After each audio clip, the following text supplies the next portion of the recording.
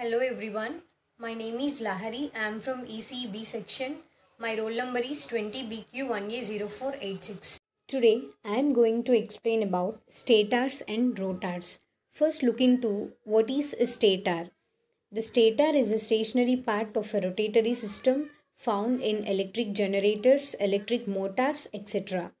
Energy flows through a stator. What is the function of the stator? In an electric motor, the stator provides a magnetic field that drives the rotating armature. The stator converts the rotating magnetic field to electric current. Stator frame consists of cast iron, which supports the armature core, having slots on its inner periphery for housing the armature conductors. The stator core is usually made up of laminations of steel alloy. The core is laminated to reduce eddy currents losses. By the high silicon content, the hysteresis loss are reduced in the stator. The ventilating ducts are provided in stator core for cooling purposes. Generally, the armature slots in the stator core are curved open type, semi-closed type and completely closed type. Out of these wide open and semi-closed type, they are easy to access for widening the coil under repair or rescinding. Completely closed type is not used because maintenance cost is very high, or it is more, so it is not used very frequently. This is the stator. In these stator, the parts we can see is a copper conductor, slot within stator core and insulator. This stator core will be laminated to reduce eddy currents losses. Next, let's look into the rotor. What is a rotor? Rotor is a moving component of an electromagnetic system in electric motor, electric generator, etc. Its rotation is due to interaction between the windings and magnetic fields, which produces a torque around the rotor's axis. What is the function of rotor? Rotors are the moving part in alternator that have permanent magnets that move around the stator's iron plates to generate an electric alternating current AC. There are two types of rotors used in alternator. They are salient pole type, cylindrical type, or this is also called as non-salient pole type. First, let's look into salient pole type. This is also called projected pole type, as all the poles are projected out from the surface of the rotor as shown in the figure. In this figure, we can see that all the poles are projected out of the surface. So this is also called as projected pole type.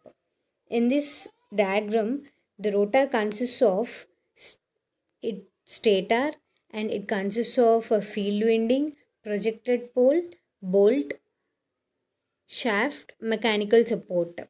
And we can see the directions also in this diagram. The poles are built up of these steel laminations.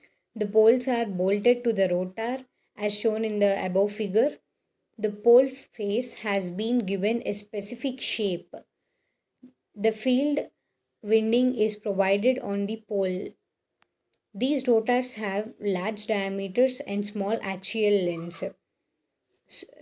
The limiting factor for the size of the rotor is centrifugal force acting on the rotating member of machine. A mechanical strength of salient pole type is less. This is preferred for low speed alternators rating from 125 rpm to 500 rpm. That means the alternating rotors which are rates from 125 rpm to 500 rpm, these are very slow speed alternators. The prime movers used to drive such rotor are generally water turbines and IC engines. Now let's look into non-salient pole or cylindrical type. This is also called non-projected pole type or round rotor construction.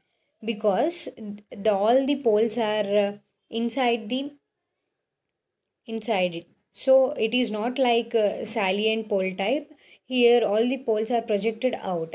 But in cylindrical type or non-salient type, all poles are projected inside. This is also called non-projected pole type or round rotor construction because it's look like in round shape. The below figure shows smooth cylindrical type of rotor. So it is also called as cylindrical type. In this figure, we can see that a non-salient pole have a shaft, stator, air gap, slot and poles. We can also see the directions. The rotor consists of a smooth solid steel cylinder having number of slots to accommodate the field coil. The slots are covered at the top with the help of steel or manganese wedges. The unslotted portions of the cylinder itself acts as the poles. The poles are not projecting out and the surface of the rotor is smooth, which maintains uniform air gap between stator and rotor.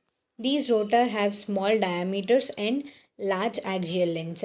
What is the diameter and axial length for stator? We remembered that it has a large diameter and small axial lengths, but it is reverts to the non-salient pole. It has a small diameter and large axial lengths.